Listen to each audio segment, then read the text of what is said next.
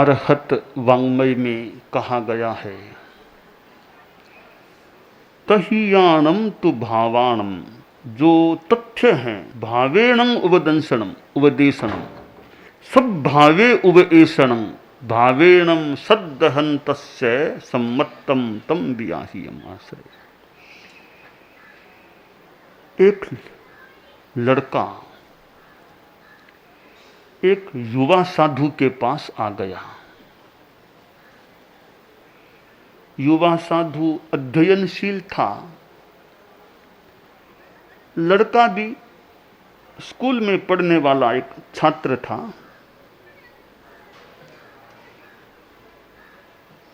संत के पास बैठा, कुछ धार्मिक चर्चा शुरू हुई तो लड़का बोला, मुनिश्री मैं कौन हूं, मैं वास्तव में हूं कौन, आप इस विषय में कुछ फरमाइए। संत ने कहा, तुम जीव हो। कि जीव हूं तो ये जो दिख रहा है हाथ मुंह आदि, ये सब यही सब जीव है क्या? संत ने कहा, यह शरीर है, शरीर के भीतर आत्मा है और यह बाहर है दिख रहा है, वो वास्तव में अजीव है। आत्मा है वो जीव है और ये दिखने वाला पुद्गलात्मक पिंड है, यह अपने आप में अजीव है। जब मृत्यु होती है यह तो पड़ा रहता है, आत्मा निकल जाती है, यह शरीर पड़ा रहता है, तो यह तो अजीव है। जीव निकल गया, अजीव यह रह गया।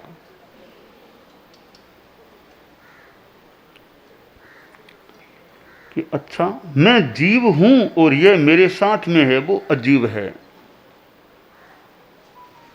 हंसा निकल गया काया से, कोरी पड़ी रही तस्वीर। जीव निकल जाता है तो यह अजीव पीछे रह जाता है। तो लड़का बोला, मुनि जी मैं जीव हूं, यह शरीर तो मैं हूं नहीं, यह तो अजीव है। तो हम तो दोनों एक दूसरे के विरोधी हैं। मैं जीव, यह अजीव, एकदम विलोम है, विपरीत है। तो मैं जीव हूं, मेरे से बिल्कुल उल्टा यह अजीव, वो मेरे साथ क्यों हो गया? क्या कारण है? मेरे साथ हुआ क्यों यह? क्यों मैं इसको साथ लेके चल रहा हूं? साथ होने का कारण क्या? साथ हुआ क्यों? तो संत ने कहा, कारण है बंध। यह बंध नाम का तत्व है, जो एक कारण है, उससे यह शरीर भी साथ में जुड़ जाता है। तो लड़का बोला, वो बंध एक प्रकार का, एक उसके कोई भेद भी हैं? मुनि जी बोले, बंध वो दो रूपों में होता है, एक पुण्य के रूप में, दूसरा पाप के रूप में। तो पुण्य रूप में भी बंध, पाप रूप में भी बंध। तो पुण्य पाप रूप में जो बंध है, उस बंध के कारण से यह शरीर तुम्हारे साथ साथ चल रहा है, साथ हो गया है। अच्छा मैं जीव हूं, यह मेरे साथ में है, वो अजीव है। साथ में होने का कारण है वो बंध है। बंध दो रूपों में होता है, पुण्य पाप। तो छात्र, वो लड़का बोला, यह जो पुण्य पापात्मक बंध है, वो कराता कौन है? यह बंध आखिर अपने आप होता है या कोई कराता है बंध को? संत बोले, अपने आप नहीं होता, कोई कराता है।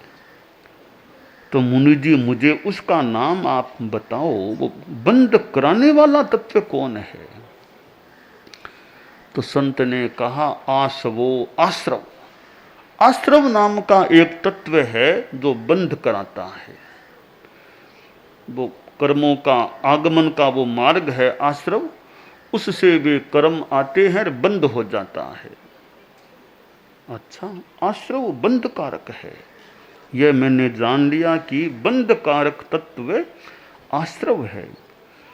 तो मुनि प्रबुद्ध, ये आश्रव तो बंद कराता रहेगा, और मैं हमेशा इस शरीर के साथ, या यह हमेशा शरीर मेरे साथ रहेगा क्या? इस आश्रव को कोई दूर कर सके ऐसी कोई शक्ति है क्या दुनिया में, जो आश्रव को रोक दे, काम न करने दे, आश्रव को निष्क्रिय बना दे? ऐसी कोई शक्ति हो तो आप बताइए। संत बोले, वह शक्ति भी है दुनिया में जो आश्रव को रोक सके, प्रवृत्ति न करने दे। वो शक्ति कौन सी है? वह शक्ति है संबर। संबर की साधना से आश्रव का निरोध हो जाता है, फिर यह बंद नहीं हो सकता। तो लड़का बोला कि ठीक है, मान लो मैं संबर से आश्रव को बंद कर दूंगा, तो क्या शरीर मेरा छूट जाएगा हमेशा के लिए? कि नहीं, इतने में काम नहीं होगा, बहुत काम हो जाएगा संबर से। और किसी की सहायता चाहिए। और किसकी सहायता चाहिए? इस शरीर से पूरा छुटकारा मिल जाए उसके लिए कि एक सहायता एक तत्व की चाहिए, वो है निर्जरा। निर्जरा साथ में होगी, संबर तो करना ही पड़ेगा, फिर निर्जरा भी होगी। ये दोनों मिलके ऐसा काम करेंगे कि बंध भी दूर हो जाएगा, और बंध आश्रव तो रहेगा नहीं। पहले ये बात हो गई निरोध की, बंध होगा नहीं, बंध नहीं रहेगा तो शरीर भी फिर हो नहीं सकता, फिर तुम केवल आत्मा रहोगे। केवल आत्मा, वो फिर कौन सी स्थिति है जहां केवल आत्मा रहे? कि वो स्थिति है मोक्ष की। मोक्ष है केवल आत्मा, कोई शरीर नहीं, मन नहीं, वाणी नहीं, विशुद्ध आत्मा, शुद्ध ज्योतिर्मय निरामय रूप अपने आप पाए। ऐसी वो हमारी आत्मा की स्वरूप की स्थिति है, जो शुद्ध है, ज्योतिर्मय है, निरामय है। वह अवस्थिति प्राप्त हो जाएगी, उसका नाम है मोक्ष। लड़का बोला, अच्छा आपने कितनी बातें बता दी हो मुझको। पहली बात आपने बताई कि मैं जीव हूं। पहली बात, पहला शब्द आपका वो इस रूप में था तत्व के नाम में कि जीव मेरे साथ में है, वो अजीव। तो दूसरा तत्व हो गया अजीव। ये अजीव साथ में क्यों है शरीर के रूप में? आपने कहा बंध, तो जीव अजीव बंध। फिर आपने कहा बंध दो रूपों में होता है, पुण्य पाप, तो जीव अजीव बंध पुण्य पाप। फिर आपने बताया था कि यह बंध का कारण क्या? आश्रव, तो जीव अजीव बंध पुण्य पाप आश्रव। फिर आपने फरमाया कि आश्रव को रोकने वाला तत्व शक्ति है, वो है संबर। जीव अजीव बंध आश्रव संबर, और एक और सहायता चाहिए मुक्ति के लिए, वो निर्जरा, फिर है मोक्ष। तो 9 बातें हो गई, जीव अजीव बंध आश्रव पुण्य पाप आश्रव संबर निर्जरा मोक्ष। आगम में भी इसी तरीके से नाम बताए गए हैं। जीवा जीवाय बंधोय पुण्यम पावा सवोतहा संबरो निज्जरा मुखो संते ए तहिया नवे। 9 तत्व हैं। हम आम भाषा में जो बोलते हैं वो है जानू जीव अजीव में पुण्य पाप की बात, आश्रव संबर निर्जरा बंध मोक्ष विख्यात। ये 9 तत्व हैं। लड़का बोला, आपने आज मुझे 9 चीजें बताई है। मैं स्कूल में पढ़ता हूं, पर यह पाठ तो मैंने आज आपसे ही सीखा है। स्कूल में यह पाठ मैंने नहीं पढ़ा था। तो संत ने कहा, कभी ज्ञानशाला जाते हो या नहीं? कि ज्ञानशाला फिर क्या चीज है? मैं तो पाठशाला जाता हूं, स्कूल जाता हूं। संत ने ज्ञानशाला की जानकारी दी, जैसे ज्ञानशाला बच्चों के लिए लगती है। ज्ञानशाला में ऐसी बातें, धार्मिक बातें बताई जाती हैं। अब लड़के के मन में कुछ ज्ञानशाला के प्रति भी आकर्षण हुआ कि अब मैं पूरी जानकारी करके जितना संभव होगा ज्ञानशाला में भी भाग लिया करूंगा ताकि ऐसी जानकारियां, धार्मिक नॉलेज, ज्ञान मुझे प्राप्त हो सके। लड़का बोला, आपने जो 9 बातें बताई हैं, ये बातें बताने वाले मूल व्यक्ति कौन है, जो ये सिद्धांतों को बताने वाले? तब मुनि जी बोले, अरहंतो महदेवो। अरहत हमारे देव हैं, तीर्थंकर अरहत हैं, वो मूल प्रवक्ता हैं, प्रवचनकार हैं इन धार्मिक चीजों के। वे 4 कर्मों से मुक्त तीर्थंकर बीतराग अरहत हैं, तीर्थंकर वो हमारे धर्म के देव हैं, वो ये सारी बातें बताने वाले हैं, इनके प्रवक्ता हैं। तो कहा, मुझे अरहतों के पास आप ले जाइए, मिलाइए मुझे उनसे, वो इतने बड़े आदमी हैं, कहाँ पर बैठे हैं बताओ मुझे। संत बोले, यहाँ नहीं है वो अभी यहाँ है ही नहीं। तो यहाँ नहीं है, मेरे मन में बहुत इच्छा है ऐसे महान बड़े आदमी से मिलने की, जो इतनी बड़ी बातें बताते हैं, वो तो अभी यहाँ नहीं है। तो कोई है क्या उनके पीछे, कोई बताने वाला, कोई उनके पीछे कोई है क्या स्थानापन्न, कोई किसी रूप में? कहा, वो तो है। वो कौन है? वो हमारे आचार्य होते हैं, गुरु। साधु भी है, गुरु है, आचार्य। वो उनकी तीर्थंकरों की जो बातें हैं या आगम की बातें, वो आचार्य भी बताते हैं, साधु भी बताते हैं। जैसे मैं भी साधु और हमारे बड़े आचार्य श्री हैं, वो मुख्य हमारे हैं, आप उनसे मिला दो मुझे। संत ने गुरु के पास, आचार्य जी के पास उनको ले गया, लड़के को, उनके दर्शन करा दिए। कहा, ये हमारे आचार्य जी हैं, जो हमारे अभी तीर्थंकर तो नहीं, उनके प्रतिनिधि ये हैं, और हम भी इनके साथ में इनके शिष्य हैं। तो कहा, ये कौन? ये गुरु हो गए। जावत जीवं सुसाहुणो गुरुणो। शुद्ध साधु, शुद्ध साधु सारे के सारे गुरु होते हैं। अच्छा, तो आपके मूल तो वो अरहत हैं, अभी वो आप लोग गुरु हैं, तो फिर आप लोग क्या बताते? हम तत्व बताते हैं, जिन्हें पन्नतम तत्तम, जिनेश्वर भगवान के द्वारा प्रज्ञप्त है, वो तत्व है, वो हम लोग बताते हैं। तो देव गुरु, स्थूल भाषा में धर्म, देव गुरु धर्म। अच्छा, 9 बातें तो वो बताई आपने, 3 बातें ये बता दी, देव गुरु धर्म 9 3 12, ये आपने 12 बातें आज मुझे बताई है। तो कहा, और मुनि जी बताइए, और क्या बताऊं? इन पर श्रद्धा करो, नव तत्वों पर अच्छी तरह समझ के श्रद्धा रखो, कि संबर की साधना करूं, निर्जरा की साधना करूं, ये अभ्यास भी करो, और देव गुरु धर्म के प्रति श्रद्धा रखो। तीर्थंकर तो बीतराग है, वो तो झूठ बात कभी कहते नहीं है। झूठ बात कौन कहता है? जिसके राग द्वेष होता है वही व्यक्ति झूठ बोल सकता है। जिसके राग द्वेष नहीं होता, बीतराग बन जाता है, वह आदमी कभी झूठी बात कहता नहीं है। तो अरहत हैं, उनकी जो भी बात है, तमेव सच्चम निसंकम जम जिणे हिम पवेयम, वह बात सत्य है, निस्संक है, जो जिनेश्वर भगवान ने प्रवेदित की है।